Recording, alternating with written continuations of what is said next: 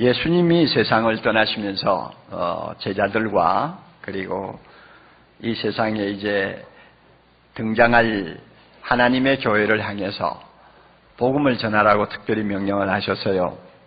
복음을 전하는 것도 스케일을 조그만하게 전하라고 하시지 않고 모든 민족에게 온 세상 땅끝까지 복음을 전하라고 말씀을 하셨거든요. 예수님이 이렇게 떠나면서 부탁을 하셨는데 이 명령이 워낙 엄숙한 명령이라 우리가 이름을 이렇게 붙입니다. 대사명, 제일 큰 명령이다. 또 지상명령, 최고의 명령이다. 이렇게 학자들은 별명을 붙입니다. 신약 성경에 보면 이 지상명령을 한 5번 반복해서 기록이 되어 있습니다. 여러분 잘 아시겠지만은 마태복음 28장 19절 이하에 보면 너희는 가서 모든 족속으로 제자를 삼으라. 대단한 거죠. 모든 족속을 복음 전해서 예수님의 제자 삼으라고 했으니까 대단한 거죠. 그리고 마가복음 넘어가면 마가복음 16장 15절인가요? 너희는 온 천하에 다니면서 복음을 전파하라. 만민에게 복음 전파하라고 또 말씀하시고 또 누가복음에 가면은 24장 47절로 기억합니다. 그 말씀 보면 또 간접적으로 복음을 전하도록 명령하세요. 구약에 기록한 대로 제사함을 얻게 하는 이 복음이 예루살렘으로부터 시작해서 모든 족속에게 전파될 것이 기록되었으니 너희는 이 모든 일의 증인이라. 증인이라. 이 모든 일에 너희가 증인이다 하는 말은 너희는 이 복음을 땅끝까지 전하는 사람이 되어야 된다 하는 명령이 그 속에 포함되어 있습니다. 그리고 요한복음 20장 21절 아버지께서 나를 세상에 보내신 것 같이 나도 너희를 세상으로 보낸다. 아예 파송한다 하고 말씀하시고 드디어 이제 클라이막스로 사도행전 1장 8절에 오면 오직 성령이 너에게 임하시면 너희가 권능을 받고 예루살렘부터 시작해서 어디까지? 딴딴딴딴 해가지고 땅끝까지. 그렇죠? 땅끝까지 내 증인이 되리라. 이 말은 내 증인이 되라 하는 명령이 그 속에 들어있어요. 십자가에 죽으시고 부활하신 예수 그리스도는 하늘의 권세와 땅의 권세를 다 하나님으로부터 위임받은 최고의 통치자, 최고의 권력자입니다. 왕 중의 왕입니다. 이 왕 중의 왕이 우리를 향해서 이렇게 명령하셨어요. 땅끝까지 복음을 전하라. 그리고는 자기는 하나님 나라로 가셨습니다. 마지막 명령이죠. 그러므로요, 이 엄숙한 명령 앞에 아무도 아니요 하고 말을 할 수가 없습니다. 일단 예수님을 나의 구주로 마음에 영접하고 주님하고 부르는 사람은 예외 없이 이 명령에 복종할 수밖에 없어요. 만일 우리가 예수 믿고 복음을 전하라는 이 주님의 말씀을 대수롭지 않게 여기면서 세상을 살고 있다면 한 가지 분명한 사실이 있습니다. 예수님의 가장 큰 명령을 거부하고 있다는 것입니다. 그러므로 전도 안 하고 그저 적당히 신앙생활하면서 세워라 내워라 하고 보내는 분들 천당은 갈지 모르지만은 예수님의 가장 큰 명령을 고의적으로 거부하거나 무시하고 살았다는 그 점에 대해서는 아마 책임을 면할 수가 없을 거예요. 이만큼 예수님의 이 지상명령을 순종하는 것은 우리 모두에게 대단한 의미를 갖는 것입니다. 여러분, 우리가 믿지 아니하는 형제들을 볼 때 이 형제 구원해야지, 예수 믿도록 해야지, 어떻게 하면 전도할 수 있을까 하고 우리가 안타까워하는 이유가 어디 있느냐 말이에요. 예수님이 전하라고 명령을 하신 것을 알고 있기 때문에 안타까워하는 거예요. 우리가 지난 20년 가까이 대각성 전도 집회라는 새생명 축제를 열고 해마다 6개월 동안 준비하면서 한 영혼이라도 더 구원하려고 우리가 정성을 쏟는 이유가 뭡니까? 교회가 세상 끝날까지 모든 족속에게 복음을 전하라고 하신 이 예수님의 명령을 조금이라도 등한히 한다면 그 교회는 존재할 이유가 없는 거예요. 그러므로 우리가 매년마다 어떻게 하든지 주님의 이 명령 한번 순종해보고자 하는 몸부림으로 대각성 전도 집회 새생명 축제를 열어서 오늘까지 이어나왔습니다. 얼마나 엄청난 열매들이 참 우리 앞에 나타났습니까? 이것은 교회가 세상에 존재하는 본질적인 이유이기 때문에 이걸 거역하면 교회는 교회의 머리 대신 하나님의 명령을 거역하는 것이에요. 그러므로 우리가 이 명령을 예사로 보지 마세요. 뭐 선교사들이나 특별히 소명으로 알고 행하는 일로 보지 말라고요. 여러분 예수님을 나의 주님이라고 고백합니까? 주여 하고 부릅니까? 나의 왕이라고 고백합니까? 하나님이라고 고백합니까? 고백하시면 그분이 주신 제일 큰 명령, 여러분이 거역하면서 인생을 살고 신앙생활을 못해요. 그런 모순은 없습니다.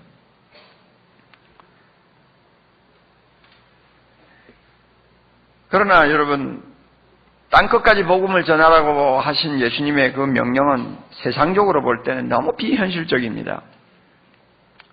왜냐하면 그 정도의 어마어마한 일을 하도록 명령받은 사람이면 뭔가 갖추어져야 될 거 아니에요. 그런데 예수님 앞에 이 명령을 들은 11명의 사도들 한번 보세요. 대부분이 그 당시에 무시당하던 갈릴리 지방에 그 배우지 못한 사람들 아니요. 그 사람들을 놓고 온 세상을 다니면서 복음 전하라고 했으니 그게 무슨 현실성이 있습니까? 그리고 나중에 예루살렘 다락방에 모인 120명, 뭐 남자도 있고 여자도 있고 나이 든 사람도 있고 젊은 사람도 있는데 그 대부분의 사람들이 예수님 쫓아다니면서 병 낫고 아니면 예수님을 통해서 인생을 새롭게 시작한 사람들인데 그들 대부분은 다 사회적으로 보면 뭐 주목을 받지 못할 그런 사람들이에요. 그런 사람들 다 모였는데 그 사람들 보고 전 세계를 향해서 복음 전하라고 했으니 그게 무슨 현실성이 있습니까? 그렇잖아요. 예루살렘에서 명함도 못 내밀 사람들이에요. 만약 베드로가 말이죠, 갈릴리 사투리를 써가면서 예루살렘 무슨 뭐 골목 모퉁이에 서가지고 예수 믿으십시오, 예수님은 죽었다가 살아났습니다 하면 누가 들을 사람이 있겠어요? 그거? 한 사람도 전도할 수 있는 가능성이 없어요.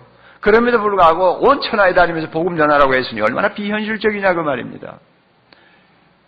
여러분 만약에 전도지를 가지고 이 젊은이들이 많이 드나드는 이 앞에 있는 광장에 한번 나가보세요. 나가서 어느 골목에 서가지고 예수 믿으세요 하고 여러분 한번 전해줘 보세요.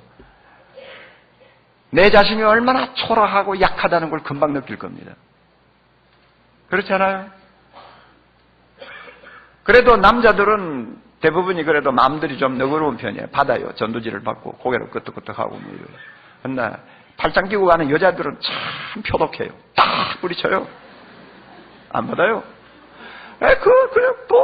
그런 사람들이 볼 때, 어떻게 해서 그 사람들을 예수 믿게 할 수 있습니까? 참 생각하면은, 이야, 이거는 뭐 절벽이구나 하는 생각을 합니다.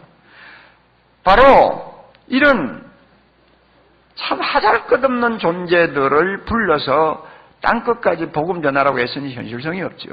또 그뿐 아니에요. 예수님의 명령이 현실성이 없다는 이유는 또 있어요. 이 세상이 너무 악하다는 사실 때문입니다. 세상은 아직도 하나님의 원수인 사탄의 점령지역입니다. 예수님이 십자가에 죽으시고 사흘 만에 부활하셔서 이미 이 악한 권세를 짓밟고 승리하신 것은 사실이지만은 아직도 여전히 하나님을 대적하는 악한 세력은 활동하고 있습니다. 그러므로 예수님께서 이 세상의 마귀와 사탄과 악령을 놓고 일컬어서 세상의 신이라고 요한복음에서 3번이나 반복해서 말씀하셨어요. 그만큼 어떤 그들의 그 권력을 인정하는 것이죠. 그리고 예수님이 십자가에 죽으시고 부활하셔서 이미 하나님의 나라가 이 땅에 임하고 있는 지가 벌써 30-40년이 지난 후에 사도 바울도 고린도후서 4장 4절에 뭐라고 말씀하셨는가 하면 사탄을 일컬어서 이 세상 신이라고 그랬어요. 이 세상 왕이라고 그랬어요. 그러므로 주님은 승리하셨지만은 아직도 사탄은 병도 안 들었습니다. 드러누워서 앓고 있는 존재가 아니에요. 여전히 원기왕성하게 활동하고 있는 무서운 세력입니다. 그러므로 우주는 아직도 전쟁 중이라고 말할 수 있습니다. 하나님과 사탄이 세력이 비등해서 서로가 파워 게임하는 전쟁이 아니에요. 이것은 일종의 내란입니다. 승리하신 예수 그리스도와 그의 나라에 들어와서 사탄이 내란을 일으키는 것입니다. 초강대국인 미국에 들어와서 몇 명 안 되는 테러리스트들이 미국 전체 사람들의 마음속에 공포를 불러일으키며 혼란을 일으키는 것처럼 오늘 사탄은 여전히 하나님이 다스리는 이 큰 우주 속에 여기저기 다니면서 내란을 일으켜요. 그래가지고 자기 세력을 확보하고 자기가 지배하는 백성들을 여전히 늘려나가고 있는 것입니다. 그러므로 우리가 이 사실을 알아야 됩니다. 사탄에게 지배당하고 점령당한 지역들이 우리 주변에도 많이 있고 세계 도처에 많이 있어요. 이런 악한 세상입니다. 그러니 고린도후서 4장 3절 4절에 바울이 분명히 말씀했어요. 이 세상 신이 말이죠, 사람들의 마음을 혼미케 해서 그리스도의 영광의 복음의 광채가 그 마음에 비치지 못하게 하고 있다고 했습니다. 쉽게 말하면 사탄이 사람들의 마음을 막 흐트려 놔가지고 아무리 복음을 전해도 듣지 못하도록 하고 서로 좀 들어도 깨닫지 못하게 하고 깨달았다가 할지라도 예수 믿고 나오지 못하도록 그 마음을 꽉 잡고 있다는 이야기입니다. 이게 사탄이 점령하는 지역이죠. 이런 사탄의 점령을 받고 있는 사람들이 오늘 우리 주변에 얼마나 많습니까? 이처럼 악한 세상을 향해서 복음을 전하라고 했으니 너무나 현실성이 없죠.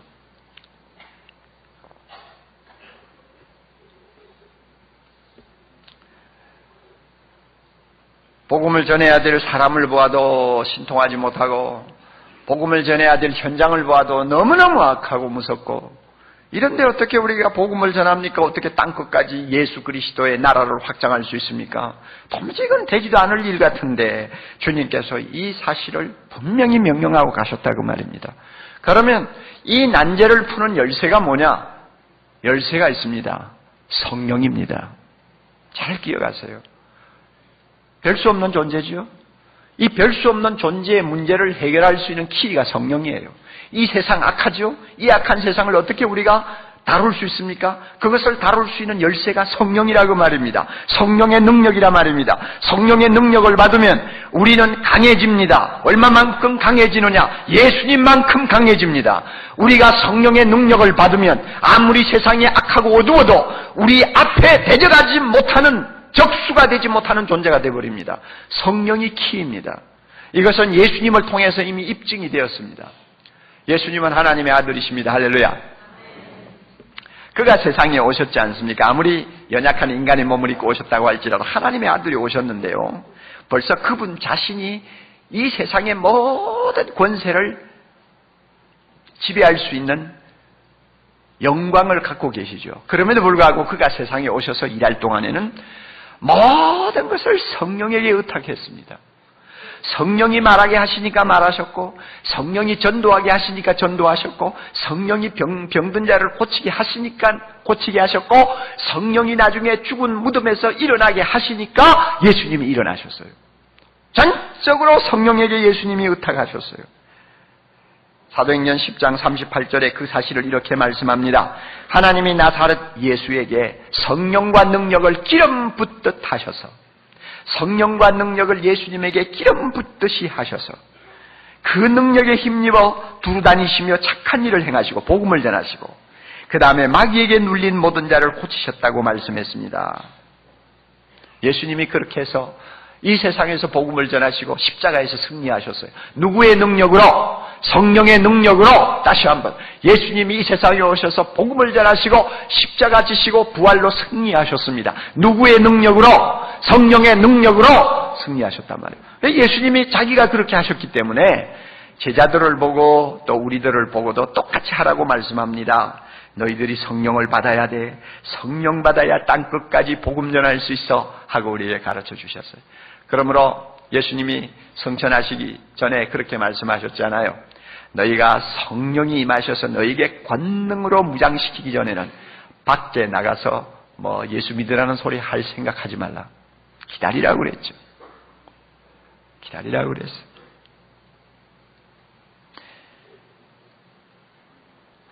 그리고 사도행전 1장 8절 오직 성령이 너희에게 임하시면 우리가 뭘 받고? 성령 받고 능력을 받고 권능을 받고, 그 다음에 그 능력이, 그 권능이 얼마나 대단한지 우리가 사는 동네에서만 전도할 수 있는 권능입니까? 예? 예루살렘에만 전도할 수 있는 권능입니까? 아니죠. 우리 집안 식구만 전도할 수 있는 권능입니까? 아니죠. 어디까지? 예루살렘에서 넘어가지고 사마리아까지, 우리나라로 말하면 저 전라도까지, 그 다음에 더 나아가서 어디까지? 갈릴리까지, 저 북한까지. 그 다음에 성령의 능력은 그 정도 가지고는 안 되는 겁니다. 너무너무 그 능력이 커서 그 이상으로 뻗어나가야 됩니다. 어디까지? 땅끝까지. 요사이 말로 말하면 세계 끝까지 복음을 전할 수 있는 능력을 성령이 우리에게 주십니다. 교회에 주십니다. 성령의 능력은 이만큼 강합니다. 이만큼 역사합니다. 제자들이 이 성령의 능력을 받고 보니까 진짜 성령의 능력이 대단하다는 것을 그들이 체험했지 않습니까? 절대 안 될 것 같이 보였던 사람들이 회개하고 돌아옵니다. 예? 굉장한 역사가 일어났습니다. 오늘 본문 보면, 여러분 오늘 본문 읽으셨죠? 그 30절, 31절 보면 전도가 뭡니까? 예수 그리스도가 십자가에 죽으셨지만 살아나셨다 하는 것을 전하는 것이고, 전도가 뭡니까? 이 살아나신 예수님을 나의 구주로 고백하고 예수님하고 부르면 무엇을 받습니까? 죄 사함을 받는다고 선언하는 것이 전도입니다. 그렇죠? 전도입니다. 그런데 제자들이 이 전도를 할 때 자기들이 나가 전도하지 않아요. 그래서 32절 보세요. 우리는 이 일의 증인이요. 제자들이 나가서 전도를 했습니다. 그런데 전도하면서 보니까 한 가지 놀라운 사실을 발견했습니다. 내 혼자 전도하는 거 아니라고 말이에요. 전도를 해보니까 내 혼자 전도하는 것이 아니더라. 그럼 누가 전도하느냐? 보세요. 사람들에게 주신 누구도 그러하니라. 뭡니까? 누구예요? 성령도 그러하니라. 그러하니라가 성령도 증인이더라 하는 말입니다. 내가 가서 전도하잖아요. 근데 내 혼자 전도하는 게 아니더라는 거예요. 내 안에 구하시는 성령이 내하고 같이 전도하는 것을 그들이 체험했어요. 그러니까 엄청난 열매들이 그들 앞에 나타난 것입니다. 전도라는 거예요. 성령의 능력 받으면 놀라운 일이 일어납니다. 여러분, 베드로가 그렇게 비겁한 사람이 전도를 하니까 얼마나 큰 일이 일어났습니까? 며칠 전에 예수를 못 박아 죽이느라고 그냥 흥분해가 씩씩거리던 그 폭도들, 아직도 그 감정이, 아직도 그 기분이 누그러지지 않고 있을 때 베드로가 너희들이 못 박아 죽인 예수를 하나님이 살리셨다. 예수 믿고 죄 사함 받으라 했더니 3,000명이 넘는 사람들이 가슴을 치고 돌아오는 기적 같은 일들이 일어나지 않았습니까? 누구의 능력입니까? 성령의 능력입니다. 사도행전 1장부터 28장까지의 기간을 보통 한 30년을 잡습니다. 그러면 사도행전에서 제일 처음 등장한 교회의 교인 수는 몇 명이었죠? 120명이죠? 120명이란 말이에요. 작은 숫자예요. 그런데 한 30년이 지나고 나니 사도행전의 그 기간 동안 예수 믿고 돌아온 모든 성도들의 숫자를 학자들이 대충 추측해서 10만 명이라고 봅니다. 30년 사이에 120명의 그 갈릴리 촌놈들이 예수 그리스도의 복음을 전했는데 한 세대가 가기 전에 저 사마리아를 넘어서 저 헬라권에까지 이르도록 10만 명이 넘는 수많은 사람들이 예수 믿고 돌아와 하나님의 자녀가 되는 기적이 일어났단 말이에요. 누구의 역사입니까? 성령의 역사입니다. 성령의 역사요. 그러므로 보세요. 예수님이 성령을 통해서 그 능력이 얼마나 큰가를 입증하셨어요. 사도들이 이 성령 받고 성령의 능력이 얼마나 강한가를 입증하셨어요. 초대교회가 이 사실을 입증하셨어요. 그러므로 우리도 예수님과 사도들과 초대교회 성도들이 마신 우물물을 똑같이 마셔야 됩니다. 그 우물물이 뭡니까? 하나님의 능력의 원천인 성령을 마시는 것입니다. 우리 모두 성령을 마셔야 돼요. 그런데 감사하십시오. 성령은 이미 교회에 임하셨습니다. 할렐루야. 성령은 우리 모두에게 임하셨습니다. 우리 마음에 거하십니다. 그러니까 우리가 나와서 예배드리고 주님을 향해 찬양하는 것입니다. 성령이 이 가운데 계세요. 이 가운데 계세요.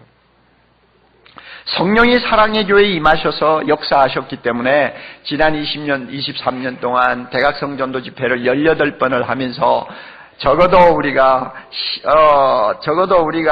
그 14,000명 이상 되는 사람들이 이 자리에서 복음 듣고 일어나서 예수 믿겠다고 하면서 눈물을 흘리고 하나님 앞으로 돌아오는 기적을 우리가 보았잖아요. 성령이 구하시지 않았다면 어떻게 이런 기적이 일어납니까? 절대로 불가능합니다. 절대로 있을 수가 없어요. 사랑의 교회에 성령이 임하시고 사랑의 교회에서 지금까지 역사하신 우리 성령 하나님을 찬양할 수 있기를 바랍니다. 할렐루야. 이 놀라운 역사가 있어요. 내 안에 성령이 거하세요. 그러나 성령이 교회에 거하시고 성령이 내 안에 임하셨다는 사실 하나만으로 안주하면 안 됩니다. 중요한 사실 하나가 필요합니다. 그 성령은 충만해야 합니다. 교회에 충만해야 합니다. 내 안에 충만해야 합니다. 내 안에 충만해야 됩니다. 내 가정에 충만해야 됩니다. 한국교회의 성령이 충만해야 합니다. 충만할 때 역사가 일어나요. 사도행전 보세요. 베드로가 성령이 충만하여 가로되, 바울이 성령 충만하여 가로되, 스데반을 놓고 성령과 믿음이 충만한 사람, 모두가 충만한 대명사들이었어요. 이 충만의 역사 때문에 하나님과 원수된 사람들이 복음 듣고 돌아오는 기적이 일어나는 것입니다. 우리도 충만해야 됩니다. 여러분, 성령이 충만하다 하는 것은 막연한 것이 아닙니다. 성령 충만한 사람, 성령 충만한 교회는 특징이 있어요. 막연하지 않아요. 오늘 몇 가지 막연하지 않다고 하니까 몇 가지 특징을 제가 말씀드릴게요. 잘 마음에 담으세요. 그리고 자기가 성령 충만한지 안 한지를 한번 점검해 보세요. 만약에 성령 충만하지 못하다면 여러분은 충만하기를 사모하는 사람 되어야 합니다. 막연한 거 아니라니까요. 성령 충만하면 첫째 입이 열립니다. 입이 열려요. 오순절다락방에 임한 성령은 제일 먼저 120명의 입을 열어놨습니다. 꼭 다물고 있던 사람들의 입을 열고 하나님의 큰일 복음 예수 그리스도를 증거할 수 있도록 입을 열었어요. 그래가지고 온 예루살렘이 막 소동이 일어날 정도로 막 소리를 지르게 만들어놨어요. 여러분, 성령 충만한 사람은요, 안 믿는 사람 옆에 두고 가만히 앉아있지 못합니다. 저 영혼을 어떻게 구원할 수 있을까? 어떻게 하면 저 사람에게 복음을 좀 전할 수 있을까? 뭐가 그냥 마음이 답답해가지고 입을 안 열면 못 견뎌요. 어쩌다가 입을 열지 않고 그냥 피곤해가지고 입 딱 다물고 그냥 놓쳐버리고 나면 집에 들어와서 마음이 편치를 않아요. 여러분, 누가 우리 안에 충만한 것입니까? 성령이 충만한 사람이니까 그런 감정이 일어나는 것입니다. 아시겠어요? 알아요? 몰라요? 그리고요, 믿지 아니하는 사람, 차를 타고 가다가 만나든지, 길에서 만나든지, 커피숍에서 만나든지, 어쩌다가 우연히 동창 한 20년 전에 동창을 만났다든지 했을 때, 이상하게 말을 하고 싶어. 그런데 내가 무슨 말을 할까? 처음에는 그저 벙벙하죠. 그러나 일단, 너 교회 나가니? 예수 믿니? 하고 일단 입 열기 시작하면 그때부터는 전도 폭발을 배웠든지 말았든지 성경을 많이 알든 모르든 상관없어요. 나도 모르게 어디서 그냥 말이 줄줄 나오는지. 누가 하는 말이에요? 약간 주책 없는 말도 들어가 있지만은, 그러나 진짜 키포인트는 누가 주시는 말씀이에요? 성령이 주시는 말씀이에요. 왜 이런 성령의 말씀이 내 입을 통해서 나옵니까? 내 안에 성령이 충만하기 때문입니다. 여러분, 성령 충만하세요? 충만하면 입 엽니다. 또 두 번째로, 성령 충만하면 담대해집니다. 담대해져요. 사람을 두려워하지 않습니다. 사람을 부끄러워하지 않습니다. 세상을 두려워하지 않습니다. 겁쟁이 베드로가 성령 충만하자 얼마나 담대해졌는지 우리가 사도행전을 열기만 하면 금방 나오지 않습니까? 전도라는 것은 사탄을 향해 선전포고하는 것입니다. 내가 벌써 전도지 들고 나간다! 사탄을 향해 선전포고하는 것입니다. 그러므로 기독교를 일컬어서 전투하는 종교라고 그래요. 지금도 사탄은 막강한 힘을 가지고 교회를 핍박하는 데 성공하고 있습니다.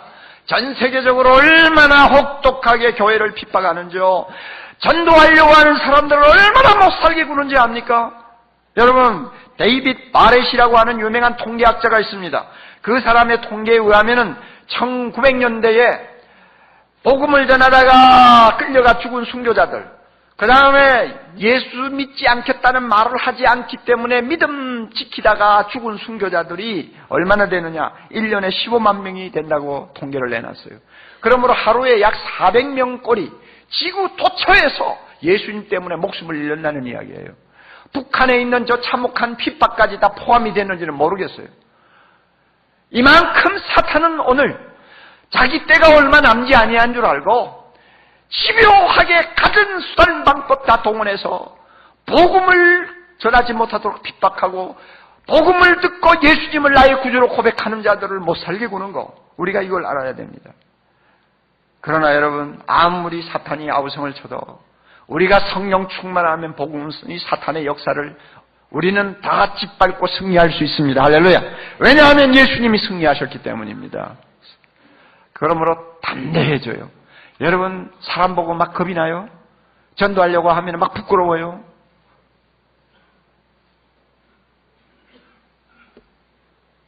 아직도 충만하지 못한 사람이에요. 기도하셔야 돼요. 주님 충만하게 해주세요. 술 먹고 길거리에서 갈지짝 걸음 걷고 비틀거리는 건 하나도 부끄러운 줄 생각 안 하는 인간들이 한 영혼을 영원한 죽음에서 구원해서 하나님의 거룩한 백성 만들려고 좀 수고하는 그것을 부끄럽게 생각한다. 이것은 성령 충만하지 못해서 나오는 인간적인 반응이에요. 담대해집니다. 세 번째로 성령 충만하면 표적과 기사가 일어납니다. 마가복음 16장 17절 이하에 주님이 말씀하셨어요. 믿는 자에게는 이런 표적이 따르리니 하고는 귀신을 쫓아내기도 하고 새 방언을 말하고 뱀을 집으며 독을 마셔도 상하지 아니하는 기적이 일어난다고 말씀하셨습니다. 저는요,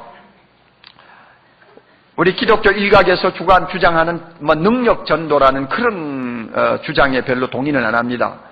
막 전도할 때는 무조건 막 악한 귀신하고 막 혈투를 벌려야 전도가 된다고 주장하는 것은 제가 그렇게 동의하지 않아요. 우리가 전도하러 나갈 때마다 이 귀신들아 다 일어나라 내가 나왔다 한번 싸워보자 이런 식으로 해가지고 그냥 막 그런 식으로 막 쫓아내고 그다음에 막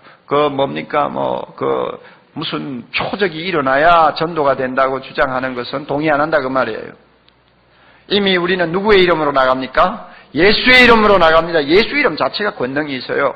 우리 안에 이미 누가 거하십니까? 성령이 거하시고 충만합니다. 그거 하나만으로도 얼마든지 됩니다. 그러므로 지난 23년 동안 사랑의 교회가 무슨 표적 기사 요란한 것을 우리가 보지 않았다 할지라도 수많은 심령이 어두움의 쇠사슬을 끊고 주님 앞으로 나올 수 있었던 것은 예수의 이름 그 자체가 복음 그 자체가 능력이 있기 때문에 그렇습니다. 그러나 경우에 따라서는 하나님께서 표적과 기사를 일으킵니다. 특별히요, 전도하기가 무지무지하게 어렵고 5만 가지 귀신 잡동사니가 진을 치고 있는 그런 선교지 최전방 같은 데 가면요, 하나님께서 필요할 때마다 표적 기사를 일으킵니다. 램지 맥뮬렌 박사라고 하는 분은 예일대 역사학 교수인데요, 로마 제국을 연구한 가장 권위 있는 교수로 알려져 있습니다. 로마 제국이 어떤 나라인지 아시잖아요. 황제를 신으로 섬기는 나라였습니다. 그리고 그 나라에는 5만 가지 신들이 그리고 신하와 그 다음에 많은 귀신들이 살고 있다고 사람들이 믿고 겁을 먹고 날마다 제사를 지내는 나라였습니다. 이런 나라가 어떻게 300년 사이에 기독교 나라로 바뀌었을까? 어떻게 300년이라는 짧은 기간 안에 그 촌놈 같은 몇 사람들이 전하는 예수 그리스도의 복음 앞에 그 큰 제국이 무릎을 꿇게 되었을까? 이게 그 맥뮬런 박사에게는 굉장히 관심거리였어요. 그래서 그 300년 기간 동안에 어떻게 해서 복음이 이렇게 전 국가에 확산되었는가를 연구해서 책을 하나 낸 것이 있습니다. 그 책에 보면 그 당시에 기독교가 그렇게 로마 제국을 정복할 수 있었던 여러 가지 이유가 있지만 그 가운데서 가장 두드러지는 이유가 뭐냐 하면 귀신을 쫓아내는 능력이 탁월했다는 것입니다. 표적이 일어난 거죠.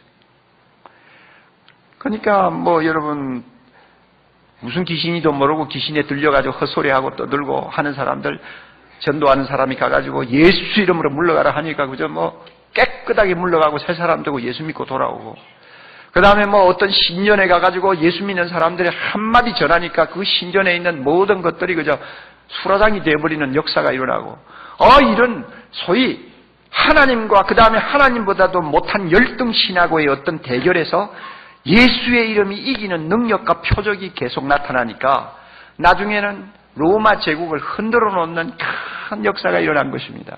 지금도 선교지에 가면요, 그 무식한 토족들 상대로 해가지고 복음 전할 때 선교사를 통해서 표적 기사들이 많이 일어납니다. 성령 충만하면 이와 같은 표적과 기사가 우리에게도 일어날 수 있다는 것을 우리는 믿습니다. 또 성령 충만하면 놀라운 전도의 열매가 일어납니다. 예루살렘에서처럼 집단 회심이 일어납니다. 빌립보에서처럼 가족들의 회심이 일어납니다. 그리고 성경에 기록되지 아니한 수많은 개인 회심이 일어납니다. 개인적으로 가족적으로 많은 사람이 집단적으로 회개하고 돌아오는 대부흥이 일어날 수 있다는 말입니다. 언제? 우리가 성령 충만하면요. 그러므로 여러분이 가서 전도했는데 한 사람이 예수 믿고 돌아왔어요. 여러분 성령 충만한 증거입니다. 그리고 그 사람 때문에 그 가족이 그냥 10명이 다 예수 믿고 돌아와서 교회에 나와요. 여러분 놀라운 성령에 충만한 사람인 줄을 믿으시기 바랍니다. 우리가 예수 믿으라고 하는 것은 회개를 촉구하는 것입니다. 회개를 촉구하면 하나님이 용서해 준다고 하는 약속을 주는 것입니다. 그러나 여러분 이것은 회개하라 하는 것은 쉬운 말이 아니에요. 그 말은 지금까지 사람들이 하나님을 대적하느라고 손에 들고 있던 칼을 놓으라고 하는 이야기입니다. 칼을 놓으라. 그리고 무릎을 꿇라는 건데요. 여러분 이 일을 누가 감히 강조할 수 있습니까? C.S. 루이스가 말한 것처럼 회개하라 하는 말은 그 사람 보고 죽으라는 말과 같아요. 그 사람 보고 죽으라는 거예요. 일종의 죽음을 각오하라는 것인데 누가 감히 가서 사람들 보고 너 칼을 내려놓고 하나님 앞에 무릎 꿇고 죽어라. 누가 말할 수 있습니까? 그런데 그런 일들이 일어난단 말입니다. 성령이 충만하면 역사가 일어납니다. 역사가 일어나요. 지금도 세계 곳곳에 놀라운 전도의 열매들이 일어나고 있습니다. 어느 목사님을 제가 만났더니 그래요. 그분은 세계적으로 다니면서 복음을 전하시는 분입니다. 작년인가 중앙아프리카에 가서 복음을 전할 기회가 생겼다고 합니다. 가봤더니요, 전도 집회가 열린다는 말을 듣고 거의 수만 명이 움집을 했는데 문명이 발달하지 못한다니까 조금 마을 외곽에 큰 그 광장이 있는데 거기에 다 모였더래요. 그래서 가서 보니까 화장실 시설이 전혀 안 돼 있어요. 그런데 이 목사님은 몸에 좀 약한 부분이 있어가지고 화장실을 조금 자주 가시는 편인가 봐요. 좀 제대로 시설이 된 데 같으면 단상에 앉아 있다가도 또 필요하면 다녀오시고 이러면 되는데 가만히 보니까 아무것도 없는 거예요. 그래서 생각하다 못해가지고 나중에는 아이들에게 채워주는 기지개 있죠. 그걸 차고 나갔어요. 복음은 전해야 되겠고 그래서 기지개를 차고 나갔대요.